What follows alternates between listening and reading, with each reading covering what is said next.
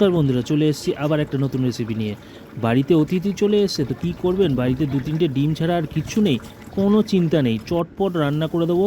আর এই রান্নাটার নাম X65, কিন্তু পুরোপুরি ঘরোয়া স্টাইলে আর পুরোপুরি আমার স্টাইলে, কোনো রেস্টুরেন্টের স্টাইল না, একদম আমার স্টাইলে।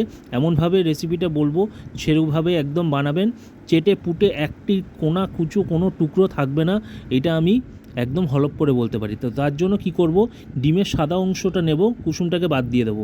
সাদা অংশটা নিয়ে এরকম কুচো কুচো করে নেব।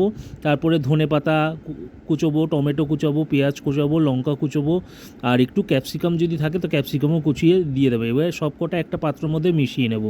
মিশিয়ে নিয়ে এবার এর মধ্যে আমি দেব সামান্য একটু হলুদ গুঁড়ো, তারপরে দেব সামান্য একটু লঙ্কার গুঁড়ো, আপনার ঝাল যেমন খাবেন সেরকম দিয়ে দেবো। জিরের গুঁড়ো, তার সাথে সাথে আমি দিয়ে দেবো চাট মশলা। চাট মশলাটা একটু বেশি দেবো যাতে চটপটা খেতে হয়, আর খেতে কিন্তু ভারী মজা হবে, এটা কিন্তু বলছি। তার সাথে আমি দিয়ে দেবো সামান্য একটু গোলমরিচ গুঁড়ো। এটা দেওয়ার পর ভালো করে আমি একদম মিক্সড করে নেব। সব যত চপিং আইটেমগুলো আছে সবকটা আমি মশলার সাথে ভালো করে মিক্স করে নেব। মশলার সাথে মিক্স করে দেওয়ার পর নুনটা কিন্তু আমি একটু পরে দিচ্ছি। তারপর আমি এখানে মেশাবো বেসন। বেসনটা কিন্তু আমি এখানে কোনো পরিমাণ বলছি না, বেসনটা আপনারা পরিমাণ আন্দাজ অনুযায়ী দেখে নেবেন। আমি টেক্সচারটা দেখিয়ে দেবো কীরকম টেক্সচার হবে, আর সেই অনুযায়ী আমি বেসনটা আপনারা সেই অনুযায়ী আপনি ব্যবহার করবেন। তো আমি সামান্য একটু নুন দিয়ে বেসনটা দিয়ে ভালো করে নাড়াচাড়া করব। নাড়াচাড়া করে সামান্য একটু একটু করে জল দেবো। সামান্য একটু জল দিলে দেখবেন টেক্সচারটা এরকম চলে আসবে। দেখবেন চামচ থেকে তুলছি কিন্তু পড়ছে না সহজে। তো এরকমই যখনই টেক্সচারটা হয়ে আসবে তখনই বুঝবেন যে আমার মাখাটা হয়ে গেছে। এইবার আর কিছু না, করতে হবে কি, কড়াই বসিয়ে দিতে হবে। কড়াইতে এবার কিন্তু তেল একটু বেশি লাগবে এখানে, কারণ এটা একটু ডুবো তেলে ভাজতে হবে, একদম ডুবো তেলে এটাকে ভাজবো। এইবার যেই তেল গরম হয়ে আসবে আস্তে আস্তে সব কটাকে এরকম বড়া সাইজে, যেরকম বাড়িতে আমরা বড়া ভাজি সেরকমই দিয়ে দেবো। কিন্তু একটু সাবধান থাকবেন, ডিম কিন্তু চটপট করে ফাটে, তো একটু সাবধানে থাকবেন। ফ্লেমটা একদম আস্তে করে দিয়ে করবেন, যেহেতু সব কিছুই প্রিপেয়ার করা, কোনো বেশি সময় ভাজার কারণ নেই, সেই জন্য হাই ফ্লেম করবেন না। হাই ফ্লেম করলে কিন্তু ঢুপাঢুপ করে ফাটবে, তারপর বলবেন না যে আমি বলিনি।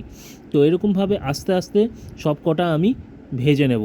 যতক্ষণ ভাজা হচ্ছে আমার চ্যানেলটাকে সাবস্ক্রাইব করবেন, সাবস্ক্রাইব করে শেয়ার করবেন, লাইক করবেন, আর যারা ফেসবুক থেকে দেখছেন প্লিজ ফলো করে দেবেন। তো এইভাবে এপিট ওপিট করে একটু গোল্ডেন গোল্ডেন কালার চলে আসবে ততক্ষণ অবধি এরকমভাবে ভেজে নেব। একবার কড়াইতে দেওয়ার সাথে সাথে কিন্তু নাড়াচাড়া করবেন না, তাহলে কী হবে, সরে যেতে পারে, ভেঙে যেতে পারে।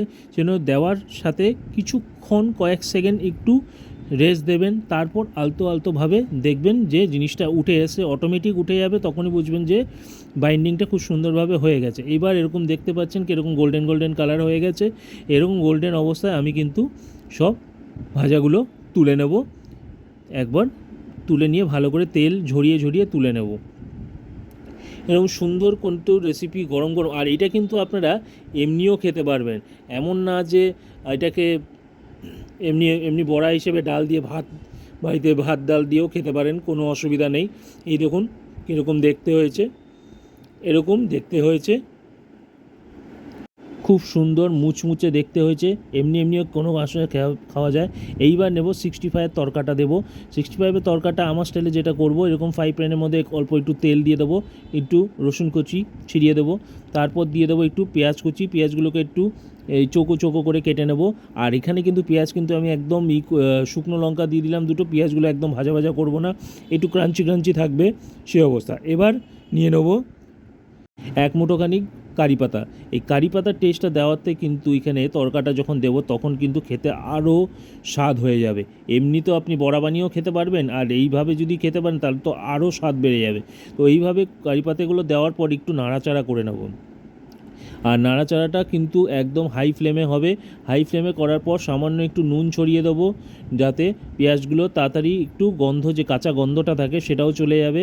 তারপর এইখানে একটু নাড়াচাড়া করার পর আমি এখান থেকে আগের থেকে ওই ভেজে রাখা যে ডিমের বড়াগুলো সেগুলোকে আমি এখানে দিয়ে দেবো।